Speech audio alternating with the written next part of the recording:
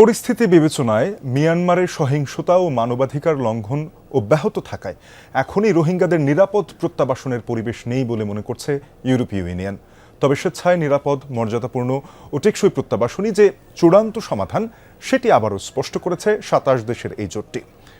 ঢাকা বিশ্ববিদ্যালয় centre for governance আয়োজিত meet the ambassador অনুষ্ঠানে এসব কথা বলেন বাংলাদেশে নিযুক্ত ইউরোপীয় ইউনিয়নের রাষ্ট্রদূত মাইকেল মিলার।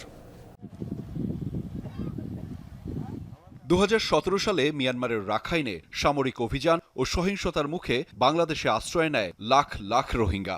পেরিয়ে গেছে ৯ বছর, প্রত্যাবাসন এখনও অনিশ্চিত।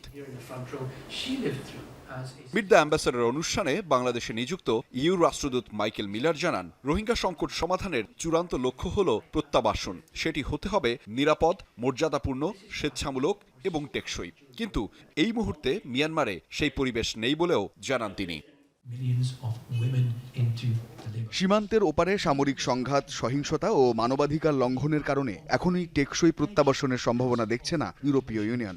সীমান্তের ওপারে পরিস্থিতি অত্যন্ত ভয়াবহ। তবে প্রত্যাবাসনের পরিবেশ তৈরিতে এখন থেকেই রাজনৈতিক ও কূটনৈতিক প্রস্তুতির উপর জোর দিতে চাই আমরা। ফিরে যাওয়া রোহিঙ্গাদের নাগরিক ও আইনগত অধিকার কি হবে, পরিচয়পত্র থাকবে কিনা, নাগরিকত্ব কিভাবে নিশ্চিত হবে, এসব প্রশ্নের সমাধান আগেই নিশ্চিত করা দরকার। রোহিঙ্গা সংকট যেন আন্তর্জাতিক সম্প্রদায়ের মনোযোগের বাইরে চলে না যায়, সেটিও নিশ্চিত করতে চায় ইউরোপীয় ইউনিয়ন।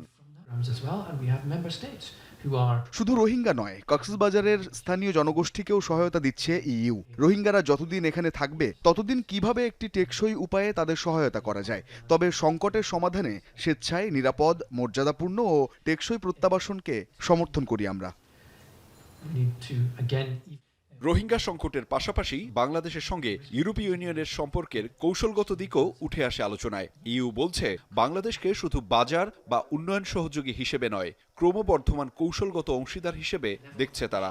ইউরোপের বাজারে বাংলাদেশের প্রবেশাধিকার ধরে রাখতে শ্রম অধিকার, মানবাধিকার ও পরিবেশ সুরক্ষার মান আরও উন্নত করার তাগিদ দেন মাইকেল মিলার। ইউরোপের ভোক্তারা চান শ্রমিকের অধিকার, শিশুশ্রম বন্ধ এবং পরিবেশ সুরক্ষা। বাংলাদেশের প্রতিযোগিতামূলক সক্ষমতা ধরে রাখতে ইউরোপীয় ইউনিয়নের সঙ্গে আরও উচ্চাভিলাষী বাণিজ্যিক সম্পর্ক গড়ে তোলার উপর জোর দিতে চাই আমরা। বিশেষ করে বাংলাদেশের স্বল্পোন্নত দেশের তালিকা থেকে উত্তরণের পর বাজার সুবিধা ধরে রাখতে শ্রম, পরিবেশ, মানবাধিকার ও বিচার ব্যবস্থার সংস্কারকে গুরুত্বপূর্ণ হিসেবে দেখছে ইইউ। বাংলাদেশের সার্বভৌমত্বের প্রতি সম্মান জানিয়ে ইইউ রাষ্ট্রদূত বলেন, কোন পদক্ষেপে দুই পক্ষের সম্পর্ক আরও শক্তিশালী হবে সে বিষয়ে পরামর্শ দেয়াই তাদের লক্ষ্য।